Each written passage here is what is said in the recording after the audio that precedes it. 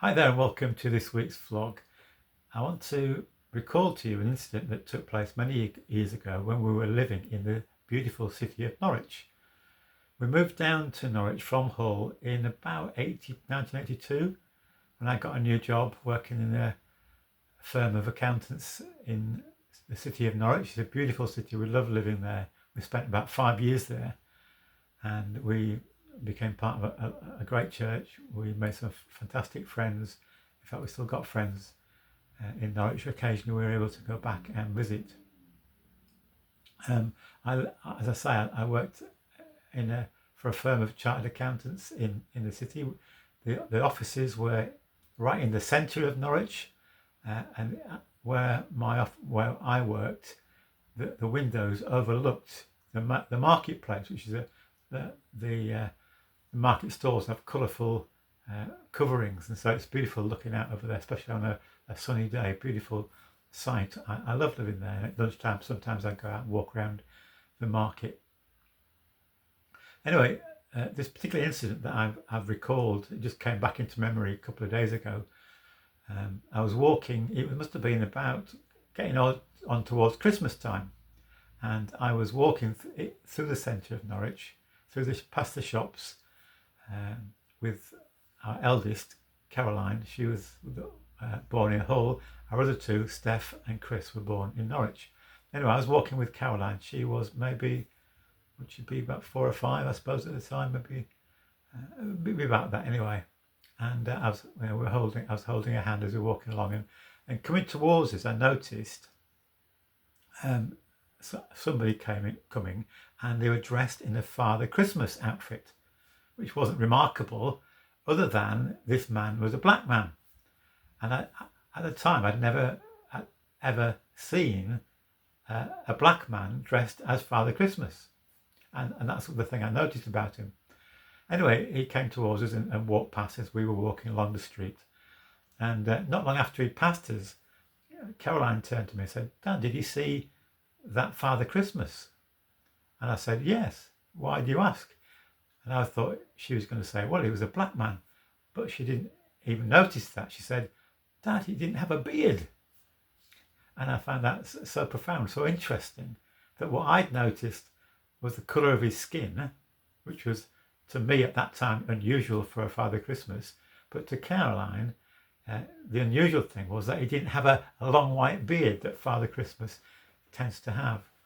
And that reminds us that children are not born with prejudices. Sadly, they learn those prejudices from us adults, from their family or other people.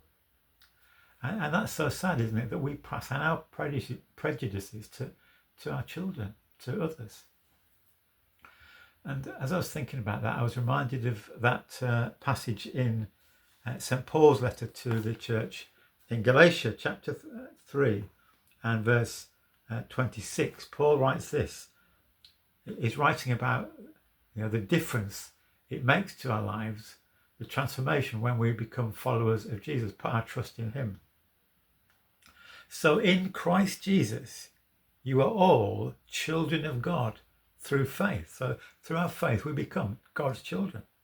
And then he says, "There is neither Jew nor Gentile," in other words, neither Jew nor non-Jew, "neither slave nor free, nor is there male and female, for you are all one in Christ Jesus."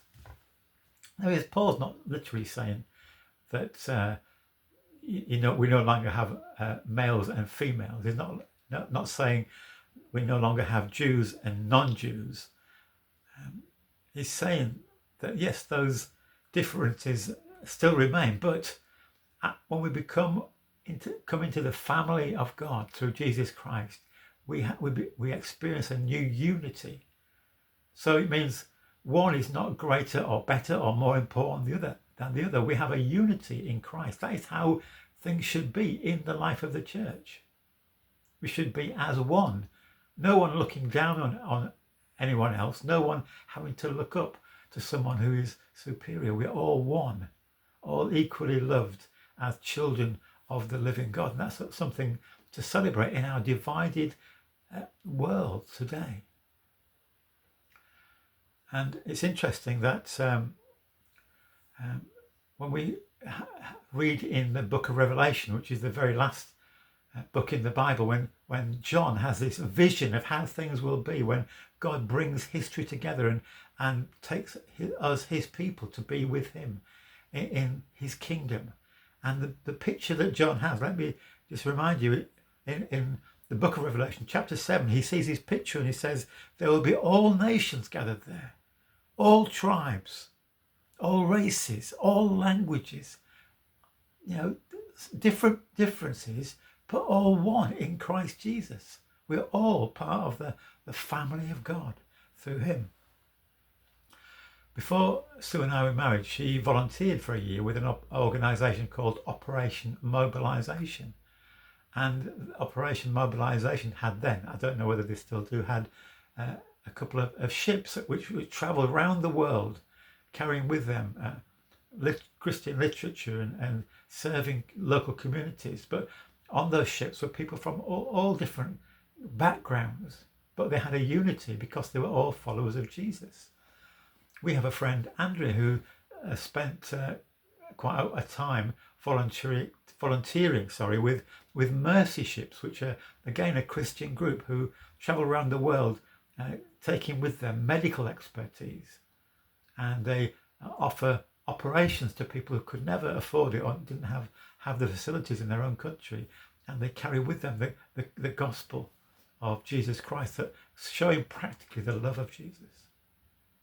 And Andrea tells us that again, while she was on board the ship, there were people from all different nationalities, different languages, different races, but they have that common bond because they were all followers of Jesus. Now, we as church don't always get things wrong. Sometimes we have falling out. Sometimes we don't react to each other as we ought to do.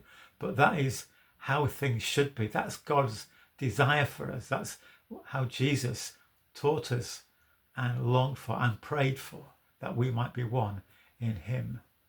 So that's the vision. And we need to work and pray that we might be those who evidence that unity in Christ. We are one in him, and that is good news. That should be our witness to a broken and divided world. Thanks so much for listening today. God bless you.